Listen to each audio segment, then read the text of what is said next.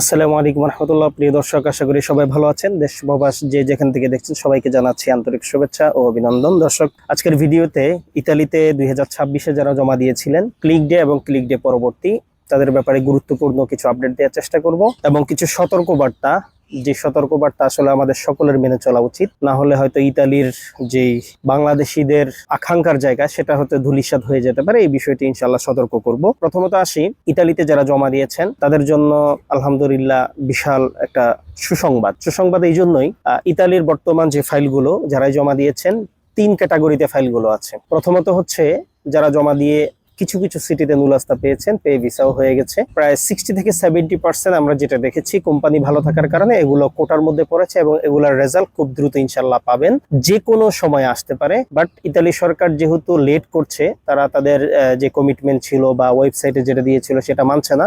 তো সেক্ষেত্রে আসলে এখানে কারো কিছু করার নেই। আমরা যদি তাড়াহুড়ো করি এটা আমাদের দুর্ভাগ্য হবে না। তো সেই ক্ষেত্রে অপেক্ষা করতে হবে।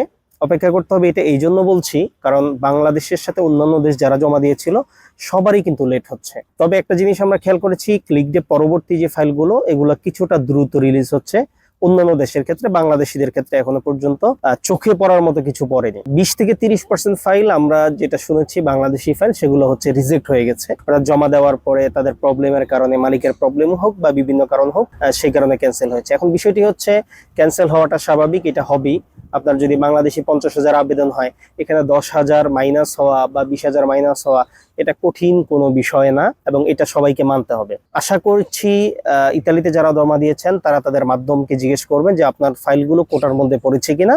যদি কোটার মধ্যে পড়ে থাকে সেক্ষেত্রে আলহামদুলিল্লাহ আপনি খুব শীঘ্রই ইনশাল্লাহ ডকুমেন্টস পাবেন এবং আপনার ভিসা হবে। আর যাদেরগুলো কোটার মধ্যে পড়েনি, ব্ল্যাঙ্ক আছে, তারাও আশাবাদী থাকতে পারেন, কারণ কিছু কিছু ফাইল কোটার মধ্যে নেওয়ার পরে কন্ট্রোল করছে, সেখান থেকে মাইনাস হয়ে গেলে পরবর্তী ফাইলগুলো যেগুলো কোটার মধ্যে ঢুকেনি সেই ফাইলগুলো কোটার মধ্যে ঢুকাচ্ছে। তো এটা হচ্ছে আমাদের জন্য একটা প্লাস পয়েন্ট। এখন যে সতর্ক বার্তাটি আপনাদেরকে দিব, বিশেষ করে যারা ইতালি নিয়ে কাজ করছেন বা ইতালিতে জমা দিয়েছেন বা ইতালিতে আপনজন আছেন বা যারা অনলাইনে আছেন, বিশেষ করে তাদের জন্য অনুগ্রহপূর্বক আপনারা এই ইতালির কাজগুলো অনলাইনে বেশি ফোকাস করবেন না, যে আমি 10টা জমা দিয়েছি 5টা হয়েছে, এটা হয়নি বা এটা এই সমস্যা, এটা করবেন না। কারণ কি হচ্ছে কি, বাংলাদেশের বাহিরে অন্যান্য দেশে জমা দিচ্ছে, তাদের কাজগুলো ভালো হচ্ছে, বাট তারা অনলাইনে না থাকার কারণে আরো বেশি ভালো হচ্ছে। বাংলাদেশ অনলাইনে থাকার কারণে এটার কিন্তু একটা ব্যাড এফেক্ট পড়বে। তো আশা করছি বিষয়টা বুঝতে পেরেছেন।